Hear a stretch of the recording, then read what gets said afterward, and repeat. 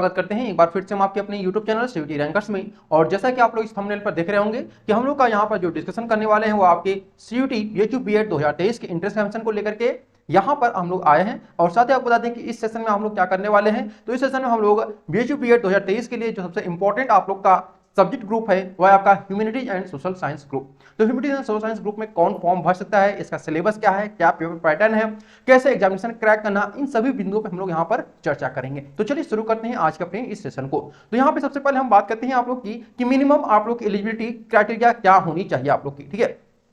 तो देखिए यहाँ पे सबसे पहले बात करते हैं कि जो मिनिमम आपके एलिजिबिलिटी क्राइटेरिया होनी चाहिए वो आपका 50% मार्क्स आपके होने चाहिए। किसमें होने चाहिए? आपके ग्रेजुएशन में या फिर आपके पोस्ट ग्रेजुएशन में होने चाहिए। अगर आपने यहाँ पर बीटेक वगैरह किया हुआ है तो उस कंडीशन में, या फिर बीसीए किया हुआ है तो उस कंडीशन में आपके 55% मार्क्स होने चाहिए। अगर बीसीए या फिर आपने बीटेक किया हुआ है यानी कोई भी टेक्निकल वाला कोर्स किया है आपने तो यहाँ पर 55% आपकी चाहिए। अदरवाइज आपने नॉर्मल कोर्स किया है या फिर बीए किया हुआ है या एमए किया हुआ है तो उस, या फिर आपका एमकॉम या फिर बीकॉम किए हुए हैं तो उस कंडीशन में आप लोग को 50% मार्क्स होने चाहिए।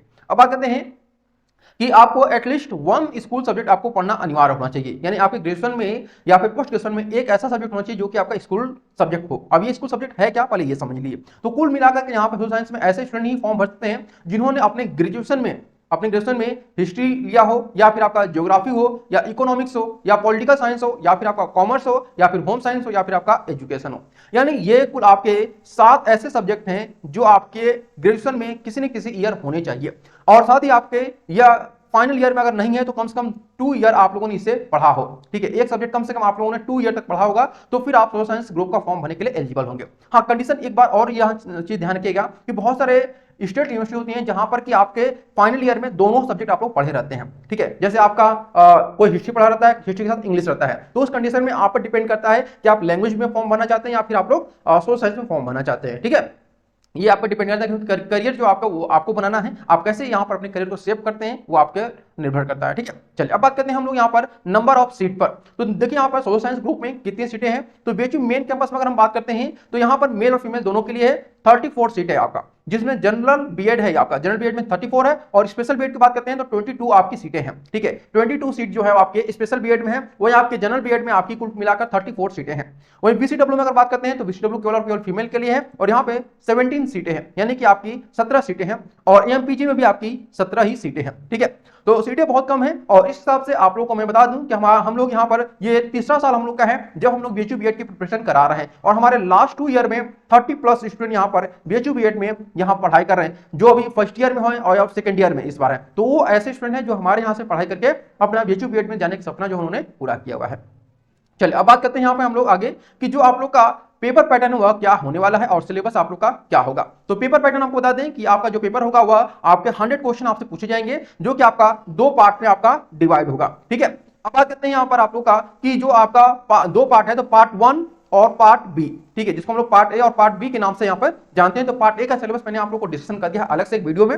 उसमें मैंने आप लोग को सारी चीजें बताई कि लैंग्वेज में आप लोग को क्या पढ़ना है, जनरल अवेयरनेस में क्या पढ़ना है, मैथमेटिक्स में क्या पढ़ना है या फिर एनालिटिकल रीजनिंग में क्या पढ़ना है। अब बात करते हैं हम लोग यहाँ पर पार्ट बी में, यानी कि जो आपके 75 एमसीक्यू क्वेश्चन रहते हैं वह क्या होगा। तो यहाँ पे ध्यान रखिएगा कि पिछले वर्षों में जो आप लोगों के क्वेश्चन पूछने का तरीका था वो आपका क्या था, यहाँ पर कॉन्सेप्चुअल था, ठीक है, यानी कि आपका फैक्ट पे आधारित था, ठीक, क्या था आपका फैक्ट पे। अब यहाँ पे फैक्ट पे आधारित जो क्वेश्चन है उसे नहीं पूछा जा रहा है बल्कि आपका कॉन्सेप्ट पे आधारित अब आपका क्वेश्चन पूछा जा रहा है। तो अब आप लोग को ऐसा नहीं केवल आप लोग लुसेंट पढ़ करके या फिर कोई वन लाइनर किताब पढ़ के अपना बीएचयू बीएड में जाने का सपना वो पूरा कर सकते हैं, ऐसा कुछ भी नहीं है। अब आप लोग को बहुत ही गहराई से अपना पढ़ाई करना होगा और खास करके ध्यान रखना होगा कि आपको क्या नहीं पढ़ना है। पढ़ने से ज्यादा महत्वपूर्ण है कि आपको क्या नहीं पढ़ना है, तभी आप लोग बीएचयू में सिलेक्शन पा जाएंगे। क्योंकि इस बार अगर बात करते हैं तो 207 नंबर आने पर और 206 नंबर आने पर, यानी कि 207 नंबर का सिलेक्शन हो गया और 206 नंबर का सिलेक्शन नहीं हुआ है। तो ये आप लोग सोच सकते हैं कि एक नंबर कितना महत्वपूर्ण आप लोग के लिए होता है, एक एक नंबर के लिए बीएचयू बीएड में लड़ाई होती है। तो आप लोग को क्या नहीं पढ़ना है या केवल आपको सीयूटी रैंकर्स की टीम ही बता पाएगी और कोई भी टीम नहीं बता पाएगी, ये मेरी गारंटी है, लिख कर आप लोग ले लीजिए। चलिए अब बात करते हैं कि आप लोग को क्या पढ़ना है,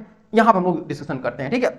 टीचिंग एप्टीट्यूड आपको पढ़ना है, हिस्ट्री पढ़ना है, ज्योग्राफी पढ़ना है, पॉलिटी पढ़ना, इकोनॉमिक्स, कॉमर्स और होम साइंस। ये ऐसे सब्जेक्ट हैं जिससे कि आपके क्वेश्चन आएंगे कहां पर, सोशल साइंस ग्रुप में, जो कि आपके 75 क्वेश्चन जो है आपके इन्हीं आपके सब्जेक्ट से बनेंगे। अब इसमें क्या क्या आप लोग का पूछा जाएगा वो हम आज आप लोग को बताएंगे। साथ ही यहाँ बता दें कि आज हम टीचिंग एप्टीट्यूड का जो सिलेबस उसको डिस्कस नहीं करेंगे क्योंकि टीचिंग एप्टीट्यूड जो है वह सभी ग्रुप को पढ़ना है, चाहे लैंग्वेज को हो या फिर साइंस को हो, मैथ को या फिर आपके सोशल साइंस के, तो उनका हम अलग से एक वीडियो प्रोवाइड करा देंगे आप लोग को। तो सबसे पहले हम यहाँ पे शुरुआत करते हैं आप लोग का हिस्ट्री के सिलेबस से, यानी हिस्ट्री में आप लोग को क्या क्या पढ़ना है, ध्यान रखिएगा। तो यहाँ पे आपको बता दें कि हड़प्पा सभ्यता आपको पढ़ना है, वैदिक सभ्यता पढ़ना है, प्राचीन साहित्य पढ़ना है, साथ ही आपको मौर्य काल, गुप्त काल, मुगल साम्राज्य, इसके बाद आपका दिल्ली सल्तनत, मध्यकालीन साहित्य। ठीक है, देखिए यहाँ पे दो चीजें हैं, एक तो आपका प्राचीन साहित्य भी है। ठीक है, ऐसा सिलेबस आपको कहीं नहीं मिलेगा, यूट्यूब पे आप लोग छान कर देख लीजिए। ठीक है, इसके बाद आप लोग का मध्यकालीन साहित्य, ये दोनों ही जो है आपके वो आपके अलग अलग चीजें हैं। ऐसा नहीं है कि वो साहित्य से केवल यहाँ पे आपको क्वेश्चन पूछे जाएंगे, ऐसा कुछ भी नहीं है। आपका प्राचीन साहित्य से कैसा क्वेश्चन पूछा जाता है उसका अलग कॉन्सेप्ट है, मध्यकालीन साहित्य से कैसा क्वेश्चन पूछेगा उसका कॉन्सेप्ट जो है अलग है। तो इनको हम लोग अपने पेड ग्रुप में आप लोग अच्छे से डिस्कशन करेंगे। इसके साथ आप लोग का यूरोपियन आगमन है, विश्व इतिहास आप लोग को पढ़ना है। ठीक है, क्योंकि पिछले कुछ वर्षों से आप लोग का देखेंगे तो बीचू जब कंडक्ट कराता था तो उसमें ज्यादा विश्व इतिहास से क्वेश्चन नहीं पूछे जाते थे, लेकिन अब जो एनटीए क्वेश्चन करा रहा है, मतलब पेपर करा रहा है, उसमें विश्व इतिहास को भी वो इंक्लूड कर रहा है। अब बात करते हैं हम लोग ज्योग्राफी के सिलेबस के बारे में। देखिए ज्योग्राफी का सिलेबस जो है आपका वो आपका इसमें आपका कृषि पढ़ना है, भारत का भौतिक स्वरूप, पृथ्वी की गतियां, जलवायु प्रदेश, वायुमंडल, तापमान और भौतिक भूदृश्य, एशिया का मैप आपको पढ़ना है। ऐसा भी नहीं है कि आप लोग को विश्व का पूरा मैप आपको पढ़ना है, केवल केवल एशिया का जो मैप है उसी को आपको कवर करना है। भौगोलिक दशाएं आपको पढ़ना है, महासागरीय जो जल हैं और उनके संगठन है उनको आपको पढ़ना है, साथ ही वायु से बनने वाले जो स्थलीय प्रक्रिया है उनको भी आप लोग को स्टडी करनी है। ये टॉपिक बिल्कुल ही फ्रेश है और बिल्कुल नए टॉपिक है जिनको आपको कवर करना है। ये टॉपिक आपको बीएचयू के जो प्रीवियस क्वेश्चन है उसमें भी आपको देखने को नहीं मिलेंगे। चलिए अब बात करते हैं आप लोग का डिटेल सिलेबस ऑफ पॉलिटी, यानी कि पॉलिटी में आप लोग को क्या पढ़ना है। सबसे पहला जो टॉपिक है डिफरेंट बॉडीज ऑफ गवर्नमेंट, इसके बाद कंपैरेटिव पॉलिटिक्स, वर्ल्ड वार 1 के बारे में पढ़ना है, फिलोसफी ऑफ पर्संस, जैसे एरिस्टोटल की फिलोसफी क्या है, अलग अलग पर्सन की जो खास करके पॉलिटिक्स से संबंधित आपके यानी कि राजनीतिक विज्ञान से संबंधित जो जिनके फिलोसफी है उनको आपको पढ़ना होगा। साथ ही आपको शेड्यूल पढ़ना है, DPSP state and fundamental rights, president, vice president. इसके बाद आपका जो टॉपिक आता है वह आपका डेवलपमेंट ऑफ कॉन्स्टिट्यूशन और आर्टिकल, यही आपके टॉपिक बने। इसके अलावा आपको कुछ भी नहीं पढ़ना, ये ध्यान रखिएगा, क्योंकि आप हमारे सब्सक्राइबर हैं और इसलिए हम जो भी चीजें आप लोग के लिए करेंगे वो आपके लिए बेहतर करेंगे, ये आप लोग उम्मीद करके हमारे पर विश्वास कर सकते हैं। चलिए अब बात करते हैं हम लोग यहाँ पर डिटेल सिलेबस ऑफ इकोनॉमिक्स, यानी इकोनॉमिक्स में क्या आपको पढ़ना है। अदर कहीं आपको देखेंगे बीएड का जो सिलेबस बताया जाएगा उसमें यही बताया जाएगा कि आप लोगों को पंचवर्षीय योजना पढ़ना है, तो ऐसा कुछ भी नहीं है। तो यहाँ पे इकोनॉमिक्स जो सिलेबस आपका है उसमें सबसे पहला है आपका इलास्टिसिटी ऑफ सब्स्टिट्यूशन, उसके बाद आपका zero sum theory, marginal propensity, और उसके बाद आपका Lewis theory of supply, technological dualism, ISLM model, tax buoyancy, national income, barrier of economics growth, share capital. ये आपको टॉपिक हैं जिनको आपको कवर करना है और यही आपको पढ़ना है, अदर्स चीज आपको नहीं पढ़नी है। ध्यान रखिएगा, जैसे आप लोग पढ़ते होंगे कि क्या कहते हैं उसको, इकोनॉमिक्स का विकास हो गया, ठीक है, ऐसा कुछ भी आप लोग को नहीं पढ़ना है। ठीक है, पूंजीवादी अर्थव्यवस्था, ऐसा कुछ भी जो टॉपिक आपको है वो वनडे कॉम्पिटिटिव में आते हैं वैसा टॉपिक आपको नहीं पढ़ना है। जो बीएड में आएगा इकोनॉमिक्स के नजरिए से उन टॉपिक को आपको बताया गया है और वही केवल आप लोग पढ़िए। विश्वास करिए, बिना कोचिंग के भी आप लोग कर सकते हैं, लेकिन कोचिंग यानी हमारे यहाँ से अगर आप करेंगे तो आपको बहुत अच्छे से गाइडेंस भी दिया जाएगा, साथ ही साथ आप लोग को नोट्स प्रोवाइड कराया जाएगा, साथ ही साथ आपको ऐसा पीडीएफ प्रोवाइड कराया जाएगा जो आपको कहीं भी नहीं देखने को मिलेगा।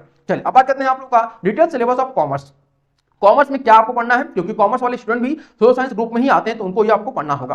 तो शेयर भी आपको शेयर पढ़ना, AICPA, कॉपीराइट, बिजनेस ट्रांजैक्शन और लॉन्ग टर्म, बस इतना ही टॉपिक आप लोग को पढ़ना है, क्योंकि यह आपका नया सिलेबस है। तो इस नए सिलेबस में केवल आपके 5 टॉपिक ही आपको पूछा जाएगा। अब बात करते हैं detail syllabus of home science. तो होम साइंस के जो स्टूडेंट होंगे इनको लिए 2 फायदे रहते हैं। एक बात यह है कि आप अगर होम साइंस से हैं तो आप साइंस ग्रुप में भी फॉर्म भर सकते हैं और साथ ही आप यहाँ पर सोशल साइंस ग्रुप में भी फॉर्म भर सकते हैं, लेकिन दोनों का ही जो सिलेबस है वो आगा आपका वो अलग अलग रहेगा। ठीक है, जैसे सोशल साइंस में अगर फॉर्म भरते हैं तो उसका सिलेबस आपका अलग रहेगा, अगर आप साइंस ग्रुप में फॉर्म भरते हैं तो उस कंडीशन में आप लोग का सिलेबस जो है आपका अलग हो जाएगा।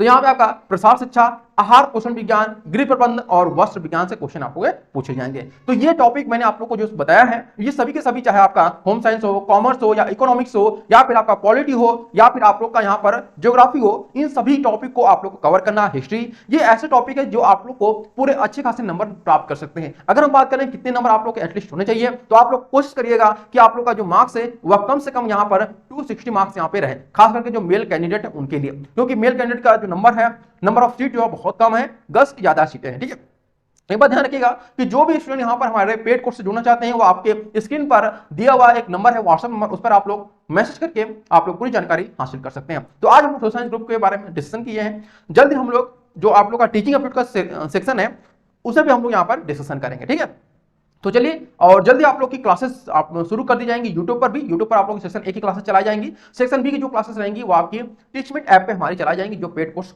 स्टूडेंट रहेंगे उनके लिए। ठीक है, तो उम्मीद करते हैं आज का सिलेबस आप लोग के लिए बहुत फायदेमंद रहेगा।